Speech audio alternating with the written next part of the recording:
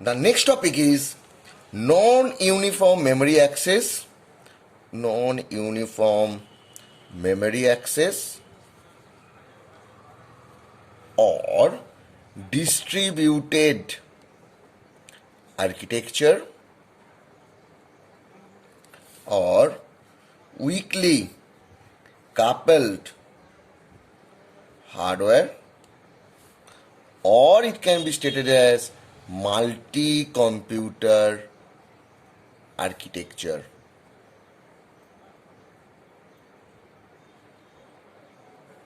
So, there are four similar names: non-uniform memory access, distributed architecture, weakly coupled hardware, or multi-computer architecture.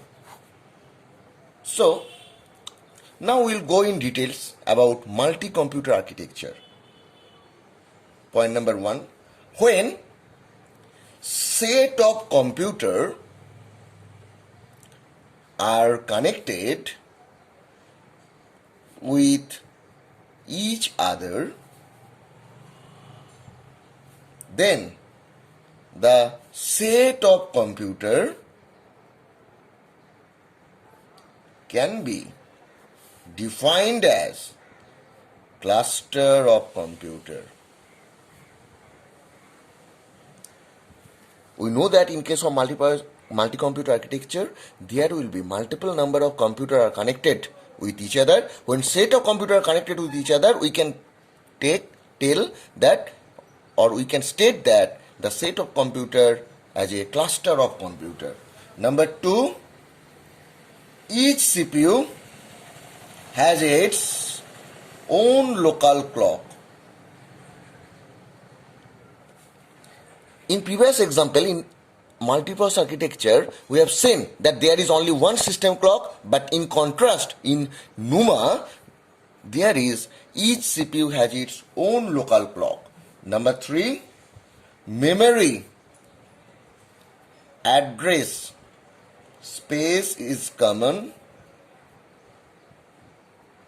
and distributed over all the CPUs. In UMA architecture, there is globally shared page-based memory module is used, but here the memory is common and distributed over all the CPUs. Number 4, memory access is either local or remote. Local means when the computer access its own memory, that is called local, and remote means when it access the memory of another computer, that is called remote computer, and that is fully controlled by MMU, that means memory management unit. Number 5, CPU generate a virtual address and MMU determine whether it will be local access or remote access. Number 6, the connectivity of the local CPU cluster is either through inter-cluster bus or switches. Number 7, the advantage of multi-computer architecture is that the system should work as long as there is only one computer is available. So, fault tolerance system can be implemented using NUMA, that means NUMA or multi-computer architecture. And number 8, overview of a NUMA architecture is weakly coupled hardware. Number B, runs parallel algorithm transparently.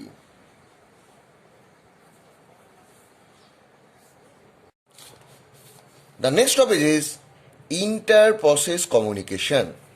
Inter-process communication means how the processor will communicate with each other. The inter-process communication is divided into two types, that is shared memory, or the IPC can be implemented by shared memory, and message passing. Shared memory means when the number of CPU will be connected to one global memory and they will access the data from that memory. That is called shared memory technique. And message passing means when the CPU 1 will directly communicate with CPU 2 via passing the message, that is message passing. Shared memory is implemented by buffer. Buffer, what is buffer? Buffer hold the intermediate result between the CPUs. Buffer is of three types: zero buffer, bounded buffer, and unbounded buffer.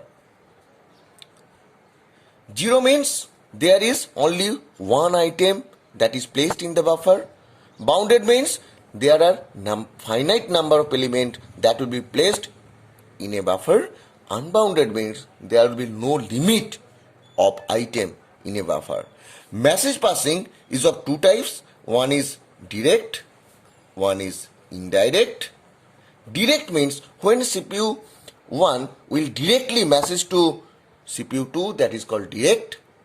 And indirect means when the communication take place in an indirect manner. That means CPU 1 will first send a message, suppose to a mailbox, and from the mailbox CPU 2 will receive the message. This communication is called indirect communication. So this is the IPC mechanism. What is IPC? Inter-process communication, and how the CPU are connected with each other. Next, why it is required? Why it is required? Or what is its advantage? Number 1, computation speed up. That means if you follow this model, then the computation will be speed up, as there will be number of processor works under one roof. That's why the speed of the computation will be up. Number 2, information sharing. The information is shared using IPC mechanism. Number 3, modularity. Modularity means the system function is divided into some function and is allocated to each processor.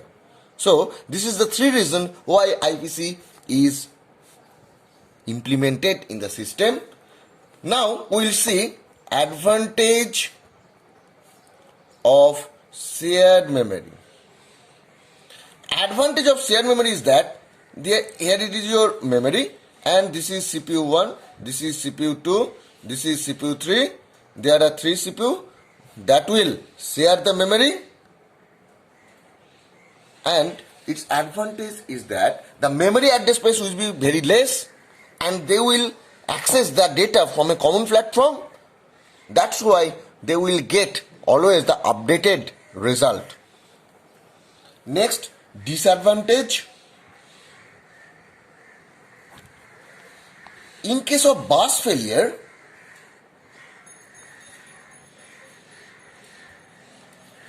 the total system will lose. Number 2, adding processor can increase the traffic on the shared memory CPU path. Number 3, programmers' responsibility for synchronization. Number 4, hardware cost is expensive. So these are the disadvantage of shared memory. Now we were coming to advantage of message passing. Number 1, cost effectiveness. Number 2, require less hardware support. Number 3, increasing the number of processor will increase the size of the memory proportionally. Now coming to what are the disadvantage.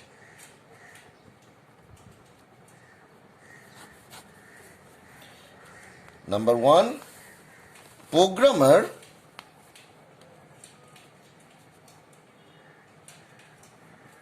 has to handle data communication